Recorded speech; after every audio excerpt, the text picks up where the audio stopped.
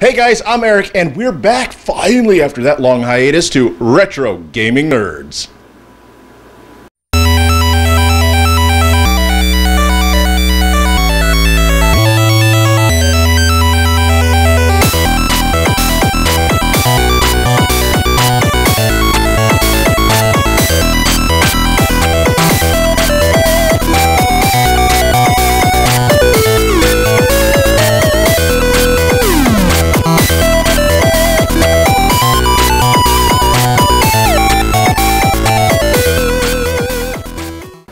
Hey guys, so we're going to be playing a classic game on the old Atari 2600 that I grew up on. I love this game. It doesn't really match the film that it was based off from Disney. That movie was Tron.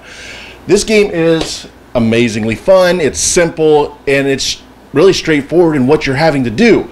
Now, the cool thing is Mattel really went out of their way to market the video game and their licensing for the game. Here is the official Tron M Network controller that is compatible with the Atari 2600. What is cool about this is you twist the controller and it wraps up the cord, so this way you can easily put it away and store it. So we're going to be playing Tron with my arcade style Tron joystick.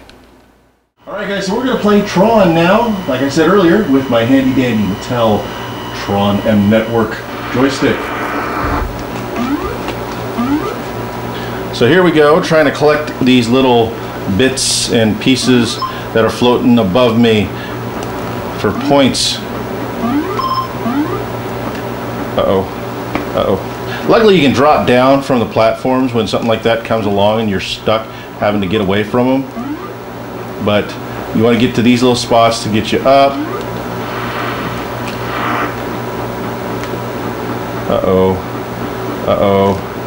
Run! Run!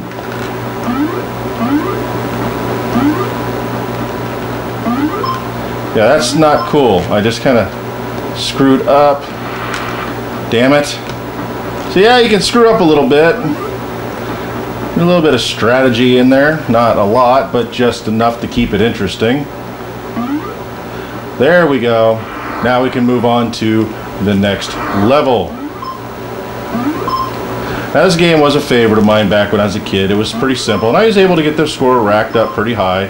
So once you figure out the jumping mechanism and the patterns, it relatively gets easy until you get to the harder levels when you have surprise enemies that aren't quite as nice and easy. Especially ones that shoot at you. Yes, there are enemies that shoot at you.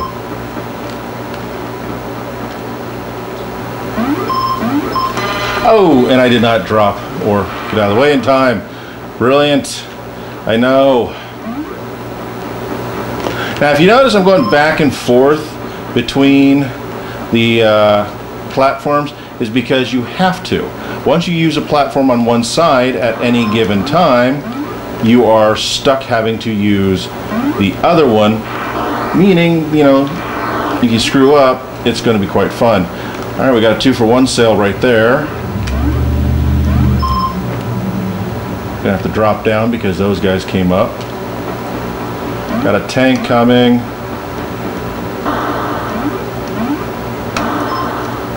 Oh boy. Woo.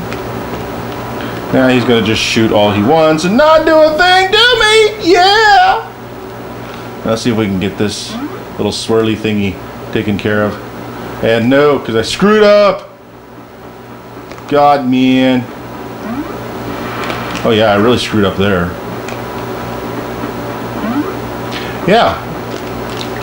Using this joystick isn't easy. If I had a platform to put it on and suction cup to it, not so bad. Trying to use it on my leg and hold it in place is proving difficult. The things I do for you guys' enjoyment and entertainment. That's how much you mean to me.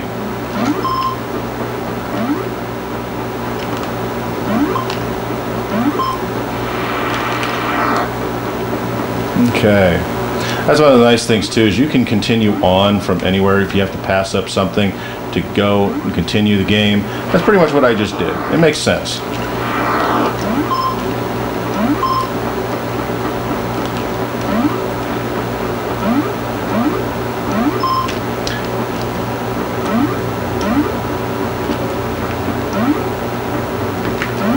Gosh darn it.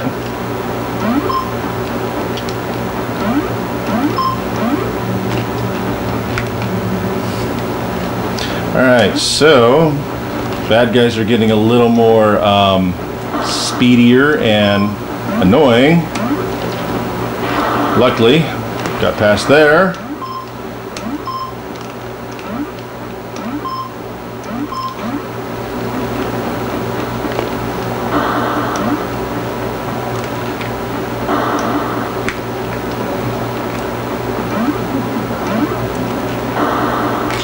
Oh, drop down like a dummy at the wrong place.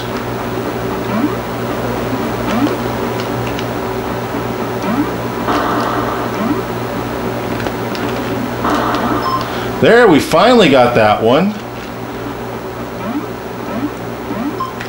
God, I am rusty on this game. Oh, just barely dodged that bullet, literally. Alright, now we can see the tanks are moving really fast. Alright. Screwed that up.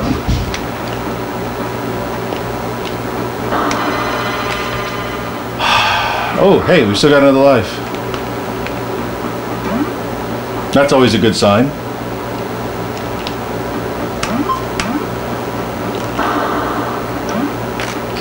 Ah! And we are out of lives. As you can see, I have a fairly decent score of 33,200 on the screen right there.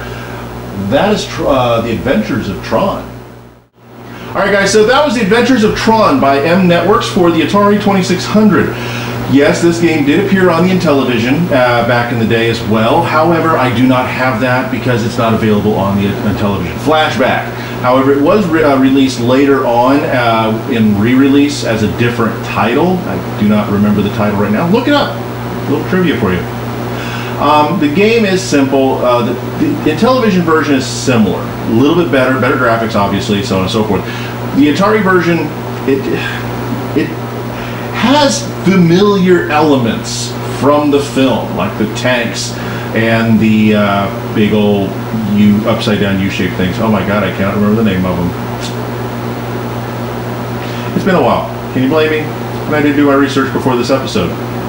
Oh well. So everything's familiar for the most part. But where in Tron, the original 1982 film by Disney, did Tron or Flynn or anybody have to go up these strange elevator platforms to get to the next level? It never happened. It's kind of a odd game in that sense. It's kind of like a really whacked out version of Donkey Kong. Controls on the game are fairly decent. Yes, there are some weird jumping habits here and there if you don't have the joystick pressed just right to jump. There are certain elements of getting around that just don't make a lot of sense. Trying to catch that sail on the third level is difficult and almost pointless in a lot of ways because it moves too fast to really be useful. The game is interesting for the most part, as quirky and as awkward and odd as it is. The sounds are, as you heard, there's really not a lot of sounds. Little cues that you pick something up or you grab something or you died. But other than that, there's really nothing much else. No impending marching sound, no hum, nothing really. It's kind of boring audio-wise.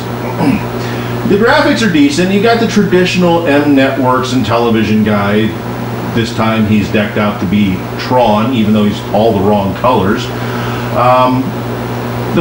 The animation's fluid, though. I mean, that's one of the crazy things about these old consoles, is they actually had some amazingly fluid animation. Overall, this is definitely a worthwhile addition to anybody's collection for the Atari 2600 or ECS or whatever you want to call the console. Especially if you have the Intellivision, definitely get this one. It's a classic. as odd as it is again. But so guys, we're playing some more games, and it's going to be a lot of fun, so please stay tuned. We are sorry we had such a hiatus there for you guys, but things have been happening, and we're coming back in full force with more retro gaming on many of my consoles, plus a few extra episodes I have planned up that's going to kind of delve into how to be a retro gamer on modern consoles and systems. So guys, again, I'm Eric, and this has been Retro Gaming Nerds.